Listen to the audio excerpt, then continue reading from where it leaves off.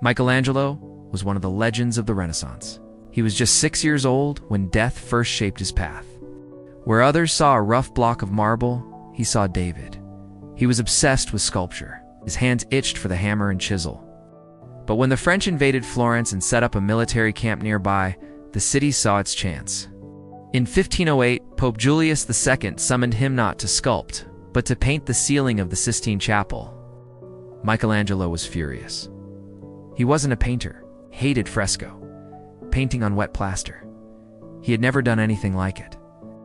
Later, he tried his hand at poetry. Around 1535, now 60 years old, he was called back to finish the dome of St. Peter's Basilica, also planned new decorations for the Holy See. Then in 1541, a change of popes led to a change of fortune.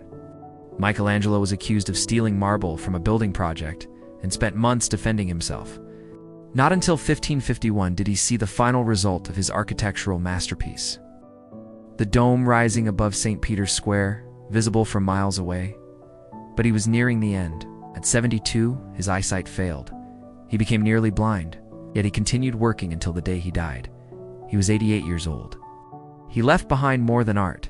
He left behind proof that one man with a chisel and a vision could bend stone, paint, and architecture to his will. That even when you hate the task, you can still make it divine. But when a pope commands, you obey. So he left Florence for Rome and entered the vast, empty chapel. Next week, we'll meet an alchemist who discovered the New World. See you then. Its ceiling stared back, 130 feet long, 40 feet wide, 70 feet high. What to do fresco was new to Michelangelo. To prepare, he studied paintings by Perugino and Botticelli, then gathered his assistants and started blocking out designs. But the Pope rejected them all. Too fantastical, he said. The prophet Isaiah is not a hairy wild man.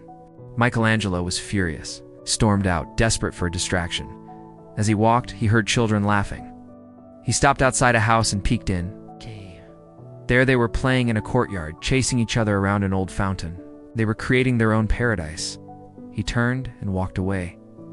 Back in the chapel, he began sketching again. This time he would show humans and gods as children, full of wonder and joy. He would create his own paradise, one full of humanity. With his team, he began blocking out colors and figures. First, the 12 apostles, then scenes from Genesis. Finally, the creation of Adam, with God hovering inches away from the first man. Now he painted for 4 years, climbed the scaffolding high above the chapel floor. He mixed his own pigments. He developed new techniques. He painted lying on his back. Paint dripped into his eyes. His body ached. He worked alone, rewrote the entire design halfway through. He argued with the Pope. He almost quit, but he didn't. And when the veil was finally lifted, God reached out to touch Adam's finger. The angels flew above prophets and sinners. The creation of the world burst onto the ceiling. The Sistine Chapel was no longer just a church, it became a gateway to the divine. They commissioned a team to create a large sculpture to persuade the invaders to take their camp elsewhere. But soon, the Medici family wanted him back in Florence. Their new ruler, Pope Leo X, was a Medici. He summoned Michelangelo to Rome in 1513. 2 years later, the artist began to suffer. Intense pain in his right hand, unable to sculpt, he switched to painting. In 1516, he designed the great tomb of Pope Julius II, a glorious monument to contain the greatest collection of his sculptures. But within a year, the scope shrank, then shrank again. Discouraged, Michelangelo fled to Tuscany. There he designed a tomb for the famous Dominican preacher Savonarola, who had been executed by the Medici. Then, in 1520, he returned to Rome, where the Medici had finally taken control. Soon, they would commission him to design the Medici Chapel, a mausoleum for the family. But first, he faced a new threat. Charles V, Holy Roman Emperor, invaded Italy. Florence rebelled. For 2 years, the city endured siege after siege.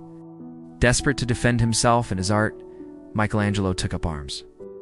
He organized the guilds of artisans into a militia, training hundreds of men to fight.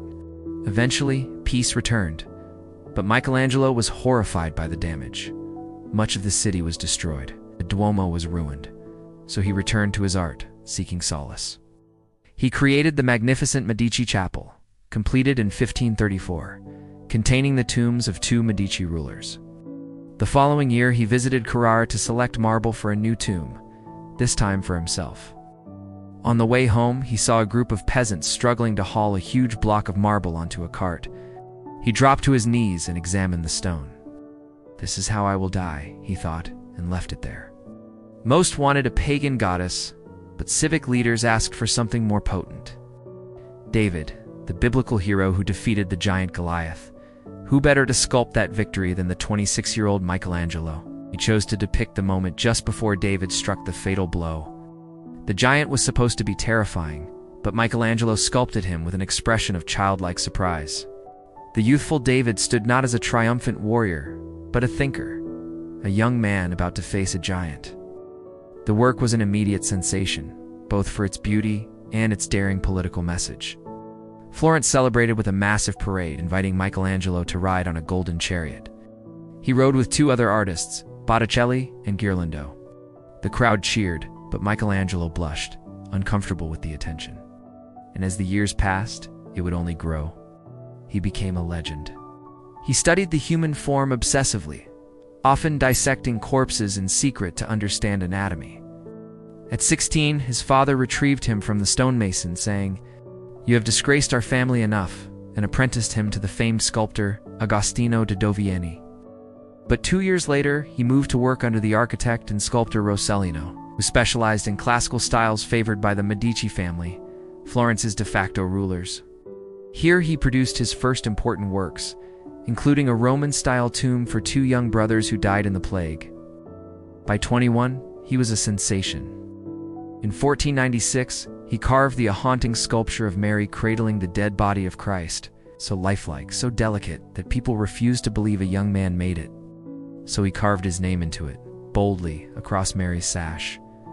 4 years later, everything changed.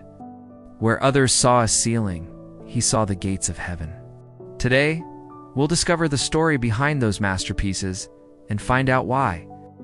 Michelangelo Buonarroti lost his mother early, and his father, a man of noble name but little wealth, placed him in the care of a family of stonecutters. It was there, among the marble dust and chisels, that the boy fell in love with stone. From a young age, Michelangelo saw what others couldn't.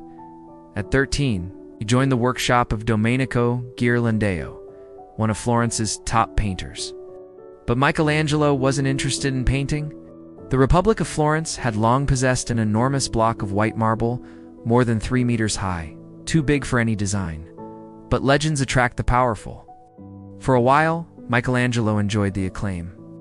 Popes and kings sent messengers to study his frescoes. Artists arrived to copy his details.